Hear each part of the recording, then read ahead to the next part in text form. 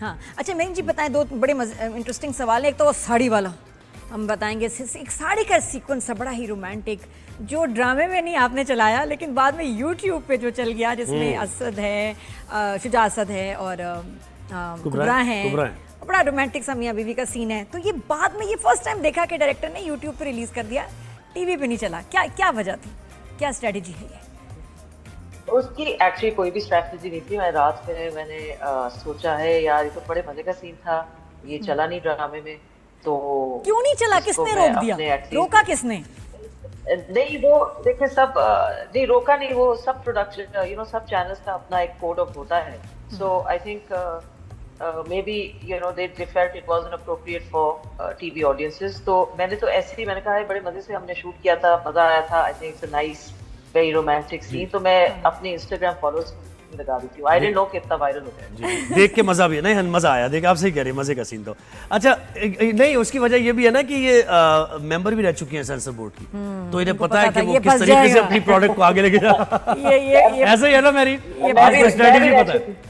मैं भी रह चुकी हूँ सेंसर बोर्ड की, मैं भी रह चुकी हूँ बहुत अर्सा पहले, सो आई नो। ये आई थिंक ऑडियंस, हाँ चैनल, बिकॉज टीवी एक ऐसी चीज है, तो आई अंडरस्टैंड कि आपको एक फाइन लाइन देखनी होती है, बिकॉज सबके घरों में जाती है। सो वो आपका पर्सनल जजमेंट होता है चैनल्स का कि उनके जहन में उनकी पॉलिसी में क्या फिट हो रहा है। सही बात है, नहीं बिल्कुल बिल्कुल। और ये क्या, ये आपने ऐसी स्टेटमेंट देती है आप तो बड़ी भिखारियों की तरह पैसे मांगने पड़ते हैं और सभी ये बात कर रहे होते हैं, ये क्या है? ये कब चेंज होगा? एक आदमी काम कर रहा है, उसको पैसे दें आप ताकि वो पीस ऑफ माइंड के साथ वो कोई क्रिएटिव काम करे। ऐसे चलेगी इंडस्ट्री? हाँ, इंडस्ट्री में चल रहा है ये। अभी वो कब से चल रही है, तो चलती रहेगी। लोग अनफॉर्चुनेटली अगेन बहुत दफा मैं कह भी चुकी हूँ, लग रहा है कि मैं एक रिपीट रिकॉर्ड पे हूँ, लेकिन अगेन ब्लेम गेम बहुत लंबा चलता है, बिकॉज प्रोडक्शन हाउसेस चैनल्स को ब्लेम करते हैं, चैनल्स एडवर्टाइजर्स को ब्लेम करते हैं, एडवर्टाइजर्स अपने वेंडर्स और वो रिटेलर्स को ब्लेम करते हैं। तो वो सब कहते हैं कि पैसा टाइम पे नहीं आता, राइट? सो वो जब पूरी चेन ही खराब है, तो जब एंड में जो जाके लेट्स से मेकअप आर्टिस्ट या इलेक्ट्रिशियन या जो भी है उसको मिलता है, तो जब तक डिलेज आ जाते हैं। So it's all matter of कहाँ किस पॉइंट पे वो सही किया जाए। प्रोजेक्ट मैनेजमेंट जिससे कहते हैं प्रॉपर नहीं है हमारी इंडस्ट्री में, आई डोंट नो कब सही होगी। इट्स अनफॉर्चुनेट बिकॉज इतनी बढ़ गई है। हालांकि यूट्यूब की पेमेंट आ रही है मेरीन 21 तारीख को, सब चैनल्स के अकाउंट में 21 तारीख को पेमेंट आ जाती है, तो ये और अर्निंग ज्यादा वहां से हो रही है, मेरी समझ से बाहर है कि ठीक है यहाँ तो साइकिल खराब है, उधर तो साइकिल बिल्कुल सही चल रही है डॉलर्स में, फिर क्यों है ऐसा? तो तो प्रॉब्लम ये है कि यूनियनाइज नहीं करते ना यहाँ पे लोग। ऑब्वियसली डायरेक्टर्स यूनियन या आर्टिस्ट यूनियन मतलब हैं, यूनियंस हैं, बट वो पावर नहीं है, बिकॉज यूनिटी नहीं। मेरी यूनियन बना लें, छह लोग कहेंगे हमने, आप बनाएं, तो यूनियन नहीं, बहुत लोगों ने ट्राई किया। अच्छा नहीं, बहुत लोगों ने ट्राई किया, डायरेक्टर्स बेचारे गिल्ड एंड इवन अच्छा मेरी एक जरूरी एक सवाल का जवाब। अभी इस वक्त बड़ा वायरल हो रहा है एक सीन और बड़ी डिबेट चल रही है उसके ऊपर कि एक ड्रामे में जो बड़ा ज़्यादा देखा जा रहा है, उसमें हीरो एक रेपिस्ट को कह रहा है कि तुमने बहुत बड़ा गुनाह किया है और कफारा ये है कि अब तुम उस लड़की से शादी करो। यार मैंने ड्रामा देखा नहीं है, बट मैंने भी नहीं देखा, लेकिन आप बताएं कि ये स्टेटमेंट इट्स अ वेरी नहीं बहुत ही बुरा स्टेटमेंट है, वो तो नहीं होना चाहिए फॉर श्योर। या अब कॉन्टेक्स्ट मुझे नहीं पता क्योंकि मैंने देखा नहीं है कौन सा। नहीं, वो विलन है, उसने एक लड़की का रेप किया है और हीरो उसको कह रहा है कि कफारा ये है कि तुम उससे शादी करो। तो क्या एक लड़की जो विक्टिम है वो अपने रेपिस्ट से शादी कर ले? That's an option, that's a कफारा? ये क्या मतलब? एब्सोल्युटली नॉट, एब्सोल्युटली ये ड्रामे में चल गया। या अब आप पता करें कि क्यों चला। नहीं, और इससे मैसेज कितना, ये मैसेज कैसा जाता है? मैसेज जी बहुत गलत बात। अच्छा मेरीन मुझे बताएं, आप वॉर अगेंस्ट रेप की मेंबर भी हैं, मैं गलत हूं तो आप उसकी तस्दीक हैं? और आजकल ये बात फाउंडर मेंबर है, बिल्कुल ऐसे ही अब नहीं। ये जो अभी होता है, आपको तशवीश होती है इन वाकयात पे? पैदर पे वाकयात, बच्चियों के साथ रेप के वाकयात, फिर ब्रूटैलिटी के साथ उनका मर्डर एंड सो फ्रीक्वेंट, ये क्या हो रहा है? ये No, I mean it is, rape is one of those things। देखें सिर्फ पाकिस्तान में नहीं है, unfortunately even in the western world, neighboring India में ये एक ऐसी खौफनाक and it's a horrific, one of the worst things I think किसी को भी हो सकती है। ये क्यों हो रहा है? आई मीन उसके लिए एक और शो पे आना पड़ेगा।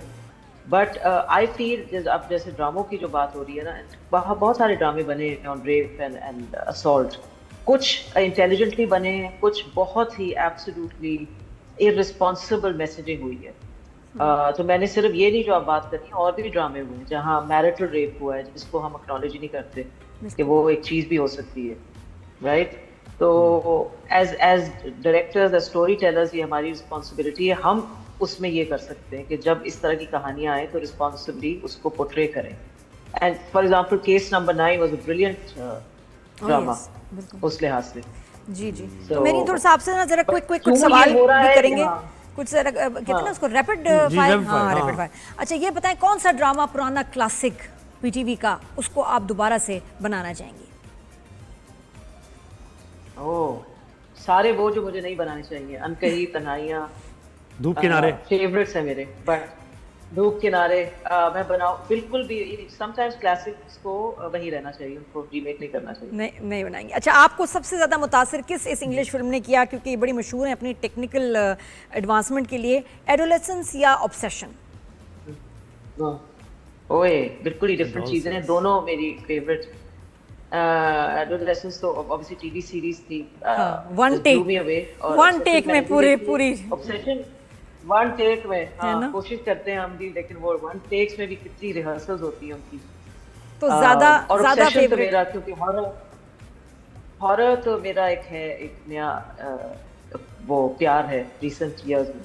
सो वो मुझे ऑब्सेशन बहुत पसंद आई। आई थिंक अगर मैं चूज करूं, बिकॉज दोनों बिल्कुल डिफरेंट सब्जेक्ट मैटर्स हैं, TV series and film, but I would as a subject I think adolescence. अच्छा डॉक्टर बहू के सेट पे सबसे ज़्यादा शरारती एंटरटेनिंग कौन है भाई? कुबरा, शुजा, अदील, ये तीन तो टॉप पे हैं। हाँ। और उसके बाद हमारा डीओपी तैयब, वो भी है। और फिर शहजाद साहब भी हैं, सबा पप की भी लाइंस हैं, and of course Marina Ahmad.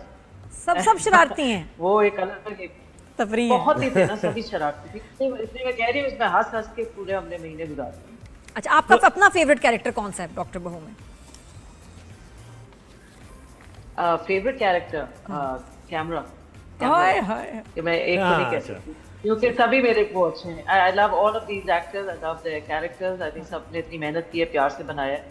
सो या अच्छा ये बेस्ट फीडबैक फॉर डॉक्टर बहू, कौन सा कमेंट ने बस रुला दिया?